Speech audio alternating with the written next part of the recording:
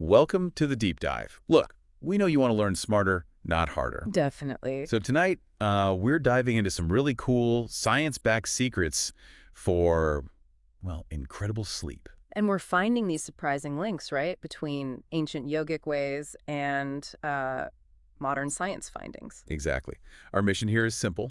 Give you insights, actionable ones from both worlds. Stuff you can literally try tonight for better rest. Think ancient wisdom meeting modern wellness know-how, all boiled down for you. Let's jump in. Ancient secret first.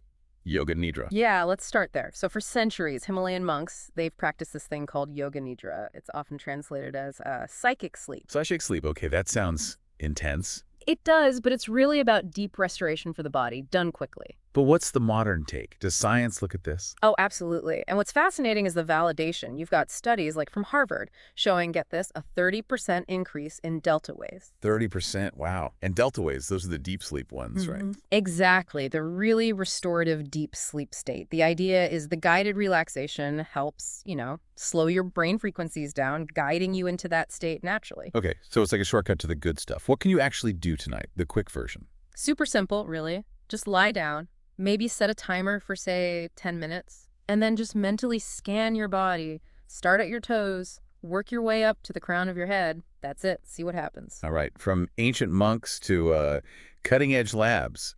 Stanford science hack for melatonin. Tell us about that. Right. So Stanford researchers, they identified the specific breathwork technique, and it seems to quickly trigger your body's own melatonin production. Okay. How does it work? It's a rhythm. You inhaled for 4 seconds, then you hold your breath for 7 seconds, and then a long exhale for 8 seconds. 4, 7, 8. Got it. And you just repeat that maybe 5 times. Huh.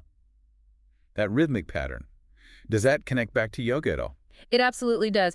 You see a very similar focus on controlled rhythmic breathing in yogic practices like Brahmari pranayama, the humming bee breath. Ah, I've heard of that one. Monks use it forever to quiet the mind. It engages the parasympathetic nervous system, the rest and digest system, much like this 4-7-8 technique aims to do. So breath, a really powerful, accessible tool then. Okay, shifting gears slightly. The glowing elephant in many bedrooms.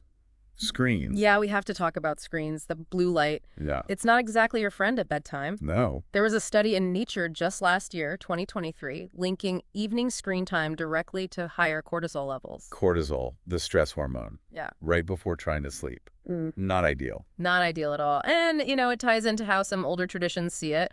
I read that some monastic views consider screens, quote, modern thieves of dreams. Wow. Thieves of dreams. That's quite a phrase.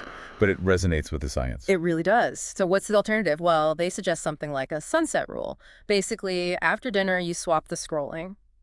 Maybe for journaling. Journaling. Okay. Again, sounds almost too simple. How could writing stuff down impact your actual sleep cycles? Well, there was this 2019 study, pretty amazing results. They found a 25% increase in REM sleep. 25%. Just from journaling. What do they have to write? Just list 3 things they were grateful for before bed. 3 things. That's it? How? It seems that consciously shifting your focus, towards positivity, gratitude, it genuinely calms the mind, quiets the anxieties that might keep you up. A quarter more REM. Just from gratitude. Wild. Is there a yogic link here too? Feels like there should be. There absolutely is. This lines up perfectly with Santosha. It's a core yogic principle, basically meaning contentment.